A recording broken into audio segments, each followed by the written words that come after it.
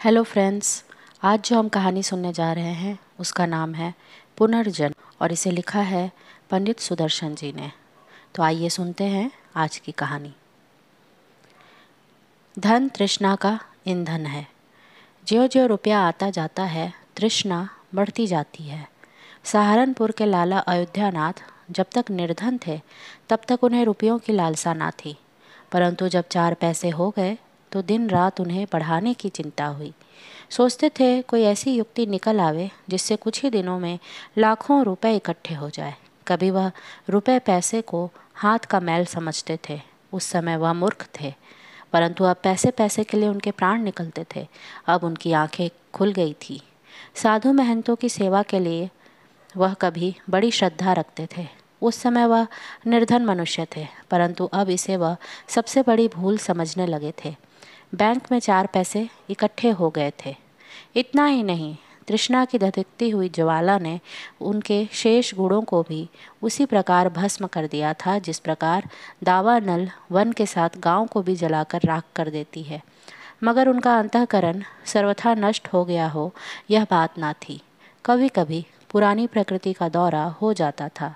जिस प्रकार युवावस्था के चेहरे में कभी कभी बचपन का रंग रूप झलकने लगता है, परंतु यह अवस्था चिरस्थायी नहीं रहती थी। नए स्वभाव के सामने पुराने विचार इस प्रकार दब जाते थे जिस प्रकार बुढ़ापा यौवन को पछाड़ देता है।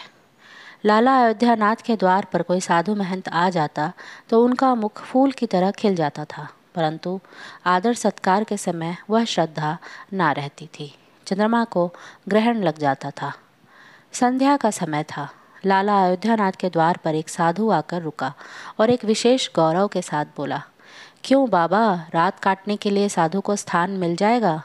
साधु का मुख संतोष की मूर्ति था और आंखें अमृत के कटोरे। लाला अयोध्यानाथ का हृदय भक्ति भाव से भर गया। सादर झुककर बोले, सिर आंखों पर। साधु ने मुस्कुराकर कहा, बेटा, आजकल के समय में तुम्हारे जैसे भक्त पुरुष कहीं कहीं विरले ही रह गए हैं। संसार से तो धर्म का भाव ही जैसे उठ गया है। अयोध्यानाथ का हृदय खिल गया।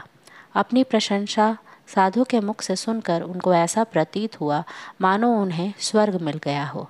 हंसी होठों तक आ गई, परंतु उसे दबाकर बोले, महाराज, यदि साधु संतों की सेवा ना की तो इस मनुष्य देह से लाभ ही क्या। साधु अंदर पहुंचा। लाला अयोध्यानाथ ने आदर सत्कार में कोई बात उठा ना रखी। बासमती के चावल बनाए, मीठे दही के बड़े, दाल और भाजियों में घी इस तरह तैरता था जिस तरह नदी नालों में जल। लाला अयोध्यानाथ साधुओं को ऐसे अच्छे और पुष्टिकारक पदार्थ खिलाने के पक्षपाती ना थे, परंतु इस साधु की बातों में न जाने कैसी शक्ति थी कि उनके वर्षों के विचार क्षण भर में बदल गए। जिस प्रकार गर्मी की सूखी हुई पृथ्वी एक ही दिन की वर्षा से हरी भरी हो जाती है, हाँ, इस भक्ति भाव से साधु का हृदय प्रसन्न हो गया। रात को देर तक बातें होती रहीं। ज्ञान और भक्ति के दफ्तर खुल गए। अंत में अयोध्यानाथ ने पूछा, महाराज, आप साधु कैसे हुए। साधु ने हंसकर उत्तर दिया, बेटा, बुढ़ापा आ गया है। अब क्या सारी आयु गृहस्थी ही में फंसा रहूं। कुछ हरि भजन भी तो करना चाहिए। तुम्हारी कृपा से बहुत रुपया कमाया। 5 पुत्र हैं, 1 कन्या। अब रुपया पैसा सब उन्हें बांट दिया है और तीर्थ यात्रा को जा रहा हूँ। अयोध्यानाथ ने साधु के मुख की ओर देखा और पूछा, तो आपने अपना सब कुछ बच्चों को दे दिया या अपने पास भी कुछ रखा है। साधु ने उत्तर दिया, मेरे हाथ में जो लोहे की लाठी देखते हो, यह अंदर से खोखली है। इसमें मैंने 100 मोहरें डाल रखी हैं। यात्रा में कभी कभी धन की आवश्यकता पड़ जाती है। यह कहते कहते साधु को नींद आ गई, परंतु अयोध्यानाथ की आंखों में नींद न थी। वह बार बार सतृष्ण नेत्रों से लाठी की ओर देखते और मन ही मन कुछ सोचते थे। लोभ धर्म के पीछे छिपा हुआ था। कुछ समय तक यह संग्राम होता रहा। अंत में लोभ ने धर्म को पछाड़ दिया। अयोध्यानाथ ने लाठी उठा ली, परंतु हाथ पैर कांप रहे थे। अंतःकरण ने फिर फड़फड़ाना शुरू कर दिया, परंतु लोभ के दृढ़ हाथों ने उसका गला घोट ही तो दिया। अयोध्यानाथ ने कमानी दबाई, लाठी खोलकर मोहरें निकाली और उनके स्थान में पैसे भर दिए। पाप का जादू चल गया। दिन चढ़ा। साधु हरिद्वार जाने को तैयार हुआ। अयोध्यानाथ का हृदय बैठता जाता था। उन्हें डर था कि कहीं साधु को संदेह न हो जाए। इस विचार से उनके चेहरे का रंग उड़ा जाता था। परंतु साधु को इस घटना की कुछ भी खबर न थी। वह मुस्कुरा मुस्कुरा कर बातें करता और रात के आदर सत्कार के लिए बार बार धन्यवाद देता था। चलते समय अयोध्यानाथ ने कहा, महाराज, मेरे यहाँ संतान नहीं है। आप ईश्वर से प्रार्थना करें। हम पापी लोग हैं, हमारी प्रार्थना में असर नहीं है। आप महात्मा हैं, परमात्मा आपकी सुनेगा। साधु ने उत्तर दिया, सुनेगा या नहीं यह तो वही जाने, परंतु मैं तुम्हें आशीर्वाद देता हूँ कि भगवान तुम्हें संतान दे। यह कहकर साधु चला गया। अयोध्यानाथ के सिर से बोझ उतर गया। उन्हें ऐसा प्रतीत हुआ मानो साधु के जाने के साथ ही उनके हृदय से पत्थर हट गया। वह इस चोरी के फल से नहीं बच सकते थे, यह उनका मन और मस्तिष्क अनुभव कर रहा था, परंतु वह इस चोरी के प्रकट होने से बहुत डरते थे। चोरी का प्रकट होना प्रत्यक्ष था, किंतु उसका फल भविष्य के पर्दे में था। मनुष्य वर्तमान समय के सामने भविष्य की परवाह नहीं करता। उधर साधु हरिद्वार पहुंचा तो हृदय प्रसन्न हो गया। यहाँ साधु संतों को देखकर उसे ऐसी प्रसन्नता हुई मानो स्वयं भगवान के दर्शन हो गए हों। उनका मन ब्रह्मानंद में लीन हो गया। एक हलवाई को बुलाकर कहा, मैं एक महायज्ञ करना चाहता हूँ, जिसमें हरिद्वार के समस्त साधुओं को भोजन कराया जाएगा। उसमें सारा खर्च कितना बैठेगा? हलवाई ने अंदाज़ा लगाकर उत्तर दिया, 750 रुपये। इसमें सब कुछ हो जाएगा? बहुत अच्छी तरह। साधु ने क्षण भर सोचा और फिर कहा, तुम यह प्रबंध कर सकोगे? कर सकेंगे। तो सब प्रबंध तुम ही करो, जो खर्च होगा मैं दूंगा। यह कहते कहते उसने एक भाव भरी दृष्टि से अपनी लाठी की ओर देखा। हलवाई ने उत्तर दिया, आप निश्चिंत रहें, सब प्रबंध हो जाएगा। दूसरे दिन यज्ञ हुआ। हरिद्वार भर में धूम मच गई। लोग देखते थे और आनंद से झूमते थे। कहते थे, यज्ञ बहुत देखे हैं, परंतु इस उदारता और भक्ति भावना से रुपये पानी की तरह बहाते किसी को नहीं देखा। ऐसे धनाढ्यों की कमी नहीं जिनके पास मोहरों की देगे हैं। वे मुकदमेबाजी में लाखों लुटा देते हैं, बेटे के ब्याह में लाखों उड़ा देते हैं, परंतु धर्म की राह पर पैसा खर्च करते समय उनके दिल छोटे हो जाते हैं। यह मनुष्य है जिसने अपना सच्चा धर्म समझा है और धर्म के सामने पैसे का मुंह नहीं देखा। साधु का दिमाग आसमान पर पहुंच गया और उसका हृदय आनंद के हिलोरे लेने लगा। साधु प्रसन्न हो रहा था, परंतु उसका भाग्य रो रहा था। शाम हुई। साधु ने अपने कमरे का दरवाज़ा बंद किया और लाठी की कमानी दबाई। उसके अंदर पैसे देखकर उसका हृदय कांप गया। उसे ऐसा प्रतीत हुआ मानो वह कोई भयानक स्वप्न देख रहा है। उसे अपने नेत्रों पर विश्वास न होता था। वह चाहता था कि यह स्वप्न जितनी जल्दी हो सके समाप्त हो जाए, परंतु यह स्वप्न ऐसा न था जिसके पश्चात जागृति आती है। उसने पैसे को आंखें मल मल कर देखा। उसे ख्याल था कि अब भी मेरी भूल दूर हो जाएगी, परंतु प्रत्येक पैसा वही पैसा था। साधु के मुख पर पसीने की बूंदें झलकने लगी। हलवाई का हिसाब थोड़ी देर बाद देना था। सोचा, अब क्या होगा? अपमान का चित्र आंखों के सामने खिंच गया। साधु काँप कर खड़ा हो गया। अपमान का विचार अपमान से अधिक भयानक है। साधु में उसके सहन करने की शक्ति न थी। उसने कुछ देर विचार किया। जिस प्रकार निराश मनुष्य समुद्र में कूदने से पहले विचार करता है, फिर दरवाज़ा बंद कर लिया। साथ ही उसकी आशा के दरवाजे भी बंद हो गए। साधु ने चारपाई की पांति निकाली और उसे छत से लटका दिया। मृत्यु दरवाजे पर खड़ी थी। अंतःकरण ने उपदेश दिया, दिमाग ने युक्तियाँ दी, परंतु निराशा ने सब ओर अंधेरा फैला दिया।